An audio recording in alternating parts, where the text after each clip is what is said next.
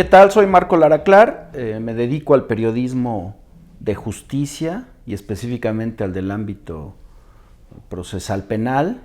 Trabajo como coordinador del Diplomado de Periodismo y Comunicación para la Justicia de la UNAM y además pertenezco a Nuevo Periodismo para la Justicia, AC, una nueva fundación dedicada a la especialización de periodistas en el ámbito de cobertura de la justicia.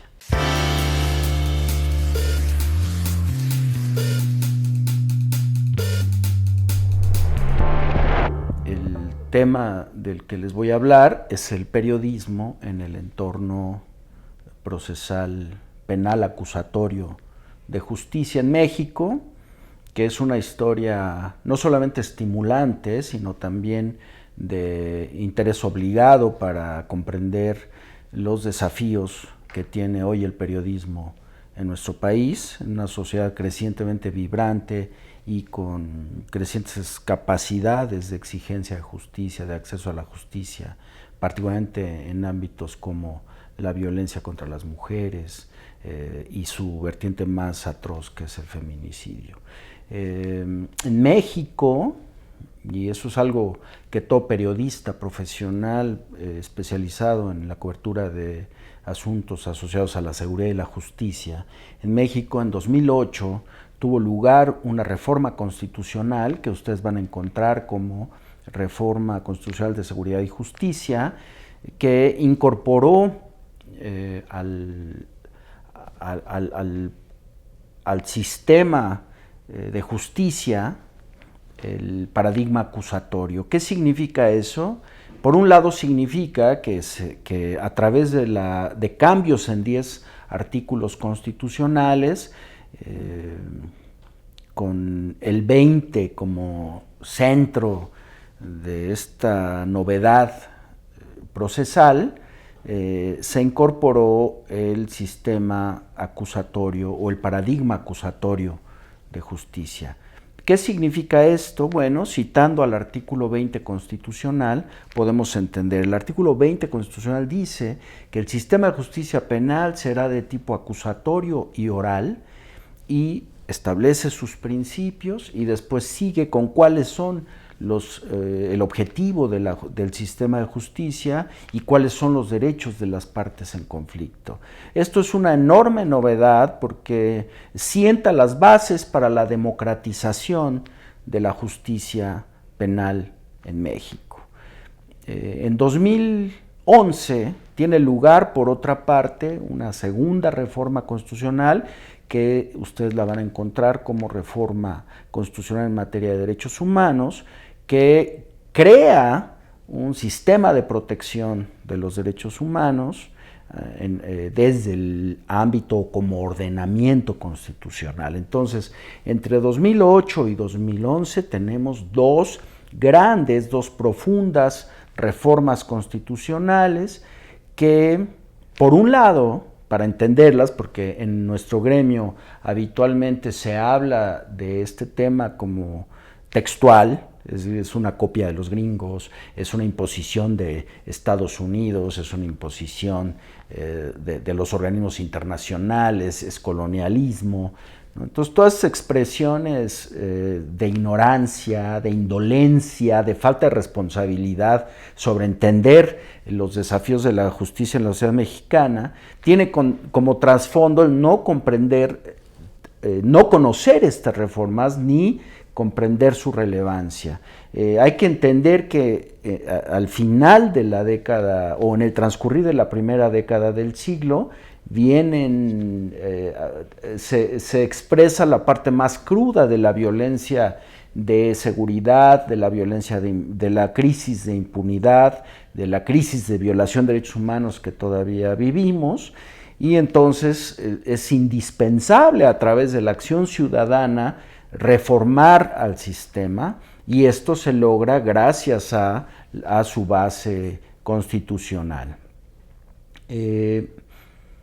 Entonces esas dos reformas, para concretar, que crean, bueno, por un lado implementan a nivel constitucional el paradigma acusatorio de justicia, y por el otro crean un sistema de protección de derechos humanos, y esto es lo que hoy constituye todo el andamiaje normativo del sistema de justicia mexicano. Ahora, ¿qué tiene que ver esto con el periodismo?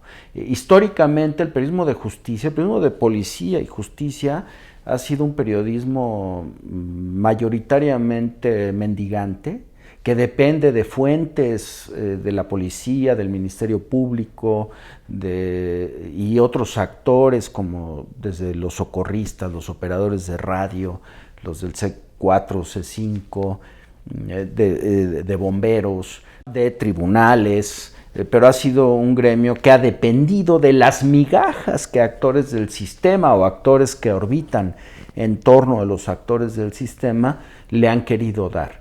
Entonces, algo que es interesante es que el sistema acusatorio de justicia, ese que se implementa en 2008, establece que el sistema será acusatorio y oral, es decir, ya no será escrito como el sistema inquisitivo, pero además incluye como decía antes, 5 principios procesales, entre los que encabezan el principio de publicidad. Esta es una gran noticia, porque el principio de publicidad está concebido para propiciar la transparencia y la rendición de cuentas del sistema de justicia. Eso es una gran noticia para el periodismo que hemos desaprovechado tremendamente, porque si hoy podemos estar en las audiencias, escuchar a las partes en conflicto, ver, constatar la calidad de los operadores del sistema, constatar la calidad del servicio de la justicia que presta el Estado, y nosotros seguimos muchas veces atrapados en boletines, filtraciones de imágenes, presentación de personas detenidas, exhibición de víctimas. Entonces, esto tiene mucho de un llamado a comprender todo lo que nos ofrece el sistema acusatorio. Decía, dentro de los 5 principios empieza con el de publicidad. ¿Qué significa eso? Que nosotros podemos estar en las audiencias, salvo que el juez decida lo contrario por causa fundada y motivada, y salvo el sistema para adolescentes por razones del interés superior de la niñez, que establece tanto la Convención sobre Derechos de la Niñez como la propia Constitución mexicana y las normas locales. Pero tenemos ya toda esa posibilidad en general de acceder a las audiencias, de escuchar a las partes, de verificar la calidad de la justicia, y vean, desde el principio hasta el fin, es decir, el sistema de justicia penal acusatorio se compone, o el proceso penal acusatorio más bien, se compone de 3 grandes etapas, que es la etapa inicial, la etapa intermedia y la etapa de juicio. Es presidida, las 2 primeras etapas, por el o la jueza de control, y la última etapa por el tribunal de juicio oral o de enjuiciamiento. Todo esto lo pueden encontrar en el Código Nacional de Procedimientos Penales, muy detallado, con funciones, facultades, dinámica, mecánica procesal. Entonces es interesante porque el sistema, el proceso acusatorio empieza con el control de detención, cuando hay una persona detenida, empieza con el control de detención, sigue con la formulación de imputación, sigue con la vinculación a proceso, sigue en la primera etapa, sigue con la imposición de medida cautelar, ¿sí? Después sigue con la etapa intermedia y en todo ese proceso los y las periodistas podemos seguir personalmente todo lo que está transcurriendo. Ya no necesitamos hacerlo como lo hacíamos originalmente a través de fuentes de tercera mano, como un secretario del Ministerio Público o un oficial de policía. Ya podemos escuchar lo que están presentando las partes en términos de la calidad de la detención, si en la detención hubo tortura, uso excesivo de la fuerza, hubo tratos inhumanos, crueles o degradantes, si hubo detención arbitraria. Ya podemos ver cómo lo argumenta la policía, el Ministerio Público. Ya podemos ver las razones que da él o la jueza para aceptar que o determinar que la detención fue legal. Imagínense qué importante eso. Es decir, ya no dependemos de una sola fuente, sino que gracias al paradigma acusatorio de justicia nosotros ya tenemos todo para cumplir con la prueba del ácido del periodismo, que es la verificación. Es decir, el periodismo no puede ser veraz si no se hace cruce de fuentes. Y nosotros en la audiencia tenemos las fuentes, tenemos la teoría del caso de las partes, tenemos acceso a ver, a escuchar los medios, los datos probatorios desde el principio, y después durante la etapa intermedia, si el caso llega ahí, tenemos la posibilidad de ver la presentación de pruebas de cargo y descargo, los debates, los contradebates, y podemos ver también cuáles son los criterios que utiliza él o la jueza para determinar que un dato presentado por una de las partes o un medio presentado por una de las partes, un elemento, se convierte en prueba, y de ahí al juicio. Imagínense, estamos viendo la película completa y seguimos exigiendo boletines, seguimos exigiendo presentación de personas detenidas. Algo que es muy importante entender acá, colegas, es que al crearse en 2011 el sistema de protección de derechos humanos, de la reforma constitucional que mencioné, se estableció el principio pro persona. ¿Qué significa eso? Que la Constitución, desde el artículo primero, acuérdense cómo empieza, todas las personas gozarán de los derechos humanos, y añade que se interpretarán de la manera más amplia en favor de la persona.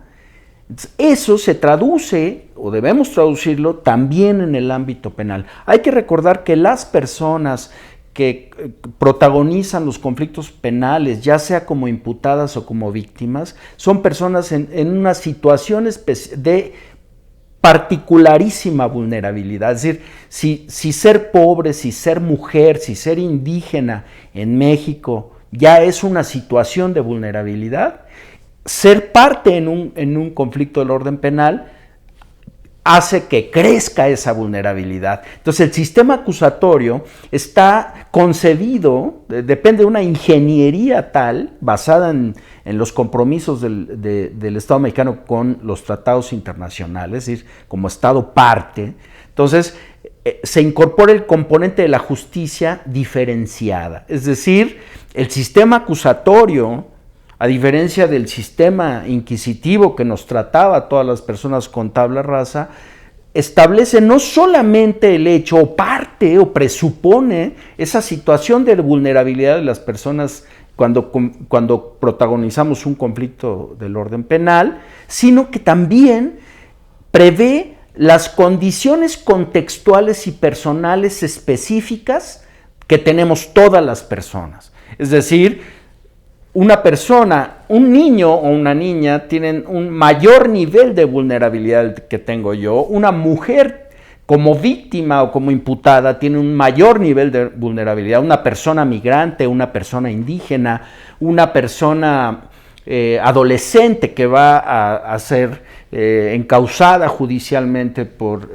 al imputársele un hecho considerado delito. Entonces, todos esos, una persona de la comunidad LGBTI, es decir, las personas tenemos características personales o contextuales específicas que obligan al Estado, de acuerdo con sus compromisos internacionales, a brindarnos una protección diferenciada por género, por edad, por preferencia sexual, por credo. Entonces, todo esto lo posibilita el sistema, el paradigma acusatorio. Ahora, esto implica, ya para terminar, esto implica que nosotros debemos darle un cheque en blanco a un modelo que tiene todas esas bondades. No necesariamente. La propuesta que yo les hago es que históricamente el periodismo judicial, policial y judicial ha sido un apéndice de un sistema de justicia abusivo. El sistema acusatorio nos ofrece todas las posibilidades para que nosotros dejemos de jugar el papel de apéndices de ese sistema de justicia penal abusivo como el que tenemos en México, es decir, atropellador de derechos, y nos convirtamos en fiscalizadores ciudadanos de ese sistema. Debo decir que, a diferencia de lo que pueda pensar alguien que rechaza el paradigma acusatorio de justicia, el mejor servicio que podemos hacerle no solo a la sociedad y a las partes en conflicto penal, sino también al propio sistema, es fiscalizándolo adecuadamente, desde el papel ciudadano que tenemos los y las periodistas. Yo cada semana hablo con servidoras públicas del sistema, de las instituciones actoras del sistema, y me impresiona que ellos mismos expresan vivir una situación de enorme vulnerabilidad, vean la paradoja, dentro de sus instituciones. Sexismo, machismo, maltrato, mobbing, es decir, un montón de fenómenos, acoso legal dentro de sus instituciones, ¿no? Entonces lo que yo les digo a ellos también es, a ustedes les conviene que las instituciones actoras del sistema sean transparentes, rindan cuentas, cumplan con el mandato del paradigma acusatorio, porque ustedes también están en altísima vulnerabilidad. Entonces, para resumir, en resumidas cuentas, hoy tenemos ya la estructura jurídica suficiente, yo diría sobrada, para hacer un periodismo profesional. No lo hacemos porque trabajamos, en parte, por nuestras propias deficiencias personales, profesionales, quiero decir. También porque la industria de las noticias es una industria que históricamente se ha beneficiado, la industria corporativa de las noticias se ha beneficiado de información que yo llamo chatarra, es decir, información que le brindan las instituciones, que no verifica, y que sencillamente publica directamente sin filtros, muchas veces hasta como grandes investigaciones, ¿no? Filtraciones presentadas como investigaciones. Entonces, hoy el sistema tiene, insisto, normativamente todo para que nosotros podamos hacer una cobertura profesional, y eso, fíjense, está asociado a la seguridad de los y las periodistas. Es decir, hay evidencia empírica suficiente para mostrar que un periodista más especializado y profesionalizado es un periodista más seguro. ¿Eso significa responsabilizar al periodista, a nuestros colegas, a nosotros de aquello de lo que somos víctimas? No. Es decir, desde luego es reprochable y es exigible a las instituciones del Estado y al propio sistema la justicia para nuestros compañeros y compañeras que han sido violentados. No me refiero a eso, me refiero a que un periodista o una periodista más especializados, más profesionalizados, están más protegidos por su comunidad y abren menos fuentes de violencia. Es decir, como dice el maestro Javier Darío Restrepo, ¿no? Tenemos que hacer que la gente nos quiera.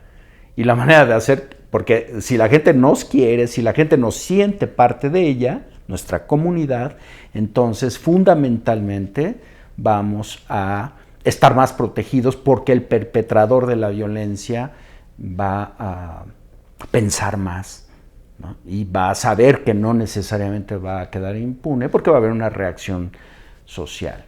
Otro aspecto a considerar sobre esto es que si nosotros vean la paradoja o vean el aspecto uno de los aspectos más interesantes, si nosotros hacemos una adecuada fiscalización del sistema de justicia, además nosotros podemos ya apelar a justicia. Es decir, no puede ser que nosotros estemos apelando a la justicia para nuestros compañeros cuya vida, cuya seguridad, cuya integridad ha sido vulnerada, estemos apelando con instituciones que sabemos que no funcionan, que favorecen la impunidad y que nosotros mismos somos instrumentos para normalizar esa ineficiencia institucional.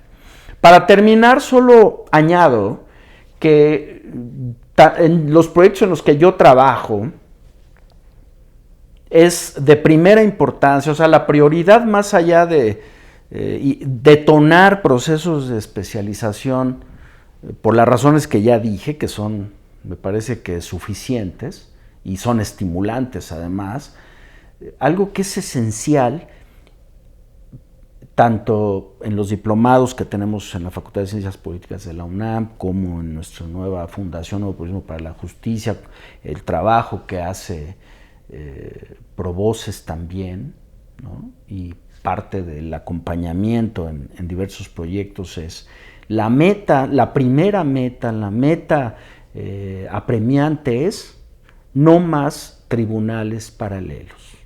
Es decir, la exhibición, la exposición mediática de personas constituye violación de derechos humanos, constituye delitos, ¿sí? Y produce un tremendo daño, no solamente a las partes, a sus familias, ¿no? Sino también un tremendo daño al propio sistema, y cuando se daña al sistema que tendría que ser un mecanismo habilitador de derechos y un mecanismo del Estado para la transformación pacífica de los conflictos del orden penal, estamos contribuyendo a detonar la violencia. Y finalmente los tribunales paralelos producen un tremendo daño social a un altísimo costo, porque esa teatralización de la que nosotros somos parte se hace con erario público. Desgraciadamente hoy en México se ha alentado una poderosa fuerza contrarreformista. Entonces este sistema que les acabo de platicar está en peligro como nunca. Entonces vamos a poner atención y vamos a defenderlo, pero no con pancartas necesariamente, vamos a defenderlo haciendo periodismo, nuevo periodismo para la justicia, con esta visión de legalidad, de derechos humanos, de perspectiva diferenciada, y sobre todo vean, la meta es cualquier práctica de periodismo que atente contra la dignidad humana es inaceptable. Entonces el periodismo se hace con referente a derechos humanos porque su función es proteger y verificar que el Estado proteja la dignidad de las personas. Esa es la meta, que por cierto es la meta del derecho internacional público.